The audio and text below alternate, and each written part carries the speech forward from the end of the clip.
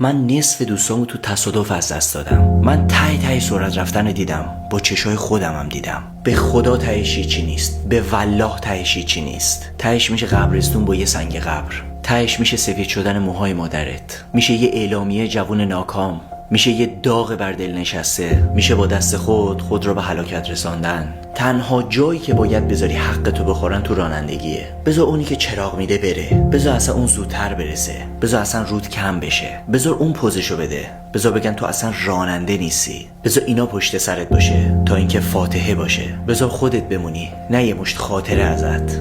اینا عکس ماشین بهترین دوستم شد پس زمینه گوشیم تا برام درس عبرت بشه. مامان شما همیشه به من میگی وقتی داری میری بیرون من چشم انتظارتون میشینم تا تو دوباره این در رو باز کنی. نذارین چشمای مادرتون در انتظار دوباره دیدن شما به این در خشک شه.